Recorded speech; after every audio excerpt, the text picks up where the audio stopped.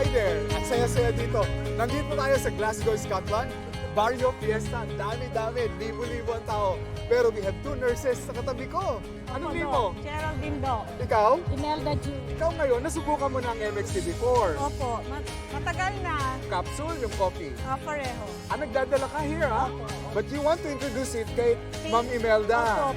Ma'am Imelda is a nurse. Ngayon, nagwo-work siya pero retired na. Pero here, Nursing home. nursing home. So, yung mga may edad na ang tinaalagaan mo. And we don't want na siyempre magkaroon ng sakit tulad ng mga nandun, ano? And that is why gustong introduce sa'yo yung MX3. At saka wala kang maintenance, right? So, yan ang maganda sa'yo, yung ating MX3 capsule, 500 mg. Alam mo, you can take it as your vitamin. Di ba nagba-vitamin ka? Yes. Ang kagandahan ng MX3 capsule natin, natural. Okay. At saka, Filipino. Oh, Tama, yan, di ba? yan. Pilipino nga. Support the support Filipino. natin. Yes. Thank you! Thank you, Thank you, MX3!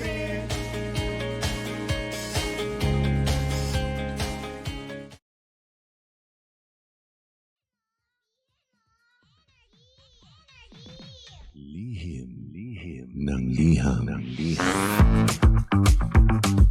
Ang pinakamakulit na girlfriend mo sa balat ng radyo. Isang magandang morning sa inyong lahat! Ako pa rin po nag-iisang girlfriend mo sa radio. My name is Lindsay.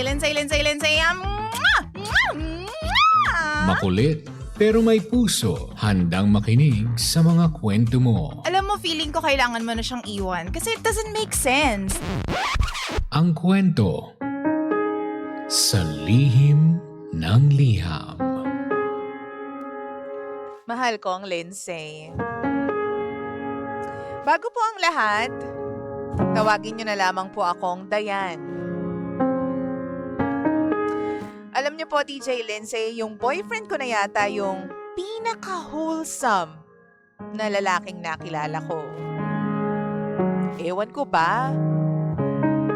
Sa totoo lang, feeling ko, DJ Lindsay, nire-reject niya po ako sa tuwing umiiwas siya. Kapag gusto niyang o gusto kong may ganap sa aming dalawa. Alam mo na yung together na time, chorba time.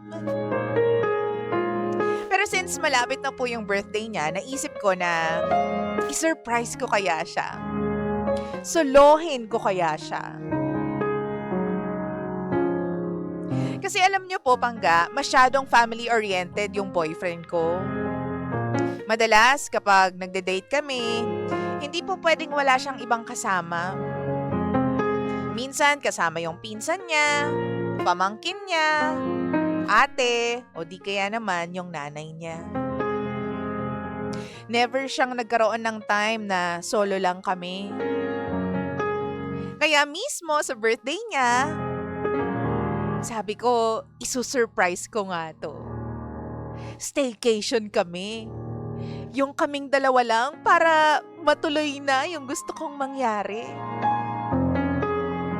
Sabi ko, please naman, sana sumipot ka. At sana wag mo namang isama yung pamilya mo. Sana mag-celebrate na lang sila before or after ng birthday niya. Pero alam mo, DJ Lindsay, umokay naman siya. Kaya naman nag-prepare ako. As in, sabi ko, aakitin ko tonight yung boyfriend ko. Talagang nagsuot ako ng pangmalakasan na sexy na damit. Yung may decoration pa yung room. Pero yung decoration na yon, dim lights, may mga kulay pula na bulaklak sa paligid. Yung tipong pang-honeymoon.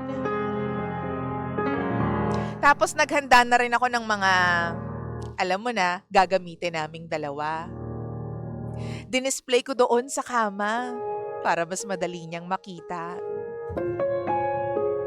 Tapos, nung nag-chat na siya sa akin, DJ Lindsay, na malapit na raw siya, pumwesto na ako.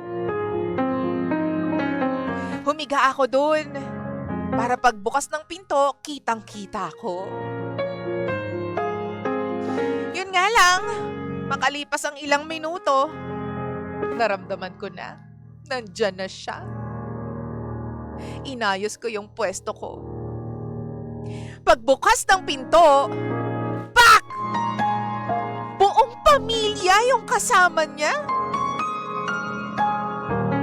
So ako, hinablot ko agad yung mga dinisplay ko doon sa kama. Tapos nag-bathrobe ulit ako. Tinago ko yung katawan ko. Ewan ko ba? Nagpanik ako, DJ Lindsay. Tapos parang gulat na gulat sila sa nakita nila. Kahit yung boyfriend ko, parang nahihiya na gustong itago yung sarili niya. Ay, nako. Ganon po siya ka-family-oriented. Na kahit anong gawin, palaging kasama yung pamilya. Lakad namin o relasyon namin. DJ Lindsay, red flag po ba ito? O green flag? Kasi mabait siya sa pamilya niya. Ibig sabihin ba nun magiging mabuti rin siyang asawa in the future? O boyfriend sa ngayon? Pero kasi wala naman kaming moment together. So, red flag po ba? Tulungan mo naman ako, DJ Lindsay, kasi hindi ko na alam kung anong iisipin ko. Dapat ba akong mabahala, mabother, magpanic? Iwalayan ko na ba? Muli, ako si Dayan. At ito ang lihim ng aking liham. Mahal sana'y